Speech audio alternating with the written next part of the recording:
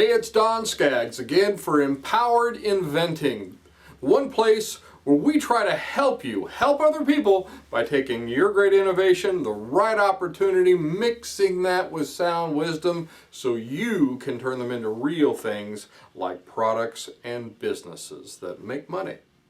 So today I want to talk to you a little bit about what I call the dysfunctional inventor, entrepreneur, or the dysfunctional startup.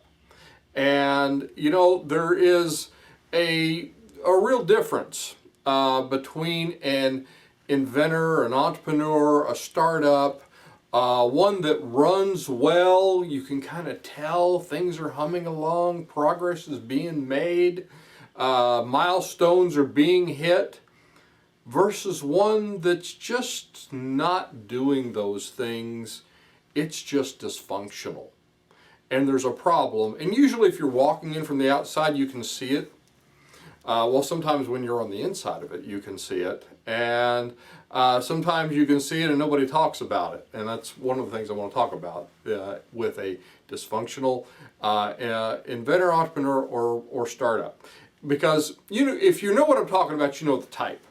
Things are breaking down from within, usually because of a person, a boss, a rule, or a situation that's created by some blind upper management that's completely out of touch with what's going on the ground, and it's grinding everyone's progress to a complete and utter halt. Things are just spinning around and around and around, but they're not getting anywhere. People are doing stuff, but nothing is really happening, and usually it's because there's one person or there's a number of people. Usually it's one person or one situation or one rule or something that's been put in place that is just creating this just utter dysfunction within the group. And it's demoralizing for the group too, if you've got a team. Now this very same thing is also true with just a one-person business. Maybe nothing is moving.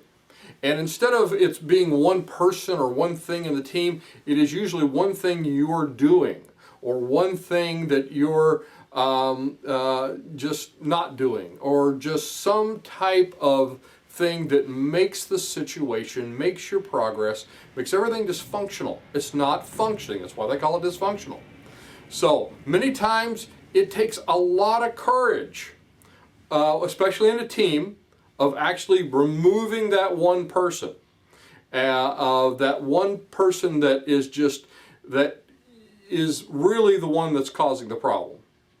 Nobody wants to say it. Nobody wants to talk about it. Everybody kind of knows what it is, but it takes courage of the person, the CEO, the founder, the person that needs to do it, to actually say, okay, we've got to root this out. We've got to let this person go. We've got to confront this situation. We've got to take this head on and deal with it and get through it and get it out the other side so we can move on and things are functioning once again. Now, it takes a lot more courage than you think. It's easy to say it, especially in a video, but really doing it, it's a lot harder.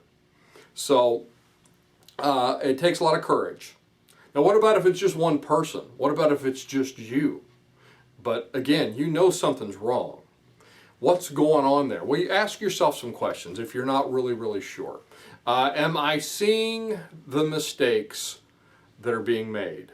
And by being made, if you're just one person, they're usually being made by yourself. And that means you have to face yourself in the mirror and say, okay, I'm not doing this right. I'm making this mistake. I'm not doing this the way that it should be functioning correctly. And another question to ask is, do I see them, or do I just kind of whistle past it and go, I can't whistle very well, but you're just whistling past it and you're kind of pretending nothing's wrong. You're kind of pretending it doesn't exist.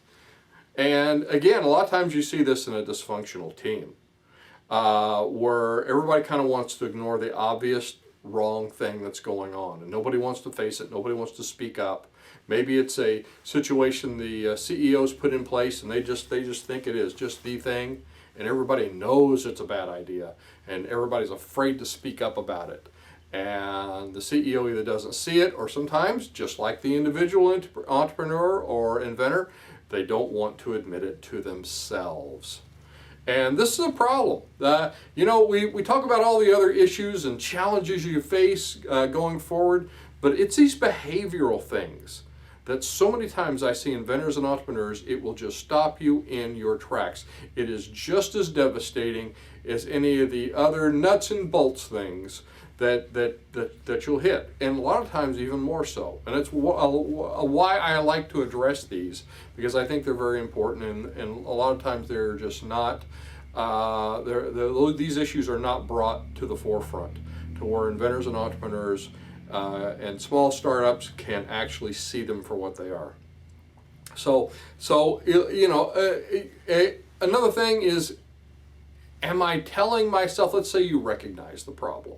Let's say you recognize the issue, and you are telling yourself, I'll get to it. I'll get to it.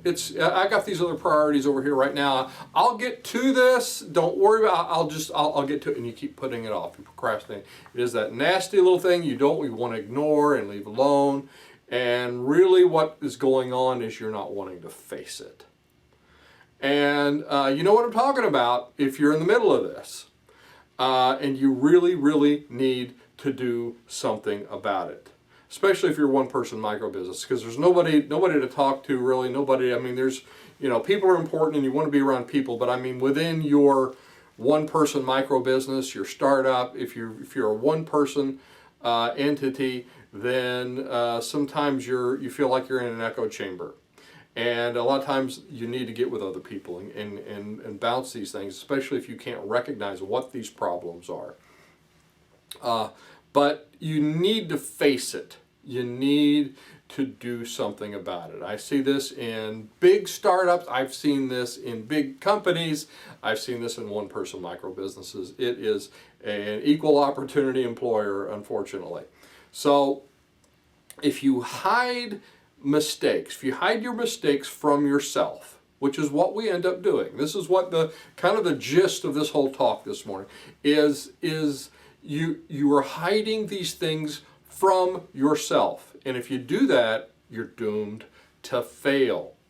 Hiding, covering things up, even if you're just covering them up to yourself, from yourself, it does not make them go away. Actually, what's going to happen is they're going to grow and they are going to fester until they become such a big problem that they ultimately are the cause of the total failure of your idea, progress, or your startup, or your business. Don't ignore things. Do not hide mistakes from yourself because you don't want to admit it, you don't want to face it. Whatever reason, you have to buck up and say, okay, I'm going to face this thing. If you can admit these things to yourself, and that's usually the first step, is, okay, this is what we're doing here, it's not working. What we're doing here is not a good thing for us to be doing. This part of what I'm doing, this one thing is just dysfunctional because it's not making the startup or the idea or the invention function. And when I say function, I don't mean just function as like a gadget functions, although that's always a piece of it. Think of it like you're developing your prototype. If something doesn't function, guess what? You rip that part out, you put something in that's going to function. It's the same way with all the other aspects of making this. And by the way, even if you're licensing, if you're building these things to license, or you're going to license your idea, there's interaction, and that's called doing business. And so there's a business aspect of that. And again, you can let these things get in the way, whether you're actually turning it into a product that's a business or a product that becomes a licensing agreement. And sometimes you do both, but that's a story for another video. So anyway, don't hide these from yourself. You can't continue existing and on just even hiding it, even if it's in plain sight. You know, if you've got a team, everybody, like I said before, everybody's a lot of times just going to know, but they're not going to say it because they're not going to want to hurt your feelings, or they don't want to go against the boss or whatever, because even though it's it's the emperor without the emperor's new clothes in that, where he's not got any clothes on, but they act like he does, and everybody's pretending. All right, that's a dysfunction. So don't hide these from yourself, and don't hide them from yourself and make excuses, because that's the other thing you'll do. You'll hide these from yourself. Well, we need to do this because. That is the biggest crux of a lot of dysfunction that I have seen in companies. Is, Don, you don't understand. Well, we're doing it this way, which means it's something dysfunctional. We're doing it this way, this special way, because, you see, this over here is, and they come up with all these just complex excuses. So don't do that. It's going to make you dysfunctional. And if you have a startup, if you have a micro business, if you are just an inventor trying to move forward with your idea, it will make your process dysfunctional, which means it won't function. So, now this could be the one thing that is holding you back from success. So look at it that way. Don't let it in. Don't let it do this to you. Face these things, overcome these things, and move on with good things in the right direction that's going to get you to where you need to be. Anyway, I hope this is helpful. I'm Don Skaggs. This is Empowered Inventing TV. Be sure and like and subscribe. Hit that notification bell if you're on YouTube. And I will look to see you at the next meeting, workshop, maybe one of our online classes at empoweredinventing.com, or on the next video.